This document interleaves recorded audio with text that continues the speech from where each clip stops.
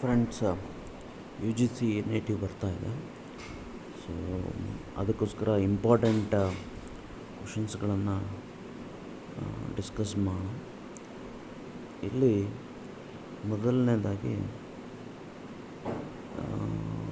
You G C N I T ಈ ಸರಿ ಆಫ್ಲೈನಲ್ಲಿ conduct ಮಾಡ್ತಾಯಿದೆ, ಆನ್ಲೈನಲ್ಲಿ ಮಾಡ್ತಾಯಿಲ್ಲ. ಸೊ ಆಫ್ಲೈನ್ ಇರೋದರಿಂದ ಏನು ಅಡ್ವಾಂಟೇಜ್ ಅಂತ ಹೇಳಿದ್ರೆ, ಒಂದು ಎಸ್ಪೆಷಲಿ ಐ ಸ್ಟ್ರೆಸ್ ಆಗೋದಿಲ್ಲ ಆಫ್ಲೈನಲ್ಲಿ ಜಾಸ್ತಿ. ಈ ಕಂಪ್ಯೂಟ್ರಲ್ಲಿ ಅಂದರೆ ಫಾಸ್ಟಾಗಿ ನಾವು ಮೂವ್ ಮಾಡಬೇಕಾಗ್ತದೆ, ಆವಾಗ ಕಣ್ಣಿಗೆ ಎಫೆಕ್ಟ್ ಆಗುತ್ತೆ, ಸ್ಟ್ರೆಸ್ ಆಗುತ್ತೆ, ತಲೆನೋವು ಬರುತ್ತೆ, ಹೆಡ್ಡೇಕು, ಕ್ವಶನ್ಸ್ ಕೂಡ ಆ ಥರನೇ ಇರುತ್ತೆ. ಸೊ ಇದೊಂದು ಅಡ್ವಾಂಟೇಜ್ ಆಫ್ಲೈನಲ್ಲಿ ಎಲ್ಲರೂ ಕೂಡ. ಬಟ್ ಟೈಮ್ ಅಷ್ಟೇ ಇರುತ್ತೆ.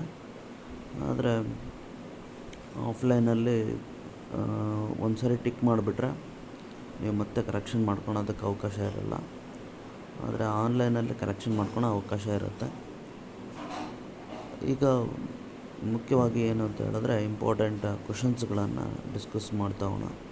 ನಾನಿಲ್ಲೊಂದು ಕ್ವಶನ್ ಪೇಪರ್ ತೊಗೊಂಡಿದ್ದೀನಿ. ಕಾಮರ್ಸದು ಎಸ್ಪೆಷಲಿ ಕನ್ನಡದಲ್ಲಿ ಮತ್ತು ಇಂಗ್ಲೀಷಲ್ಲಿ ಇದಿರುತ್ತೆ.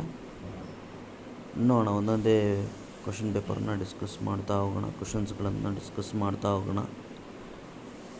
G D P at factor cost is ಅಂತ ಒಂದು ಕ್ವಶನ್ ಇದೆ.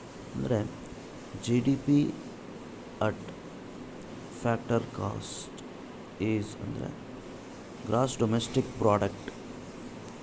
ಸೊ ಗ್ರಾಸ್ ಡೊಮೆಸ್ಟಿಕ್ ಪ್ರಾಡಕ್ಟ್ಗೆ ಏನೆಲ್ಲ ಸಂಬಂಧಪಡುತ್ತೆ? ಸೊ ಇಲ್ಲಿ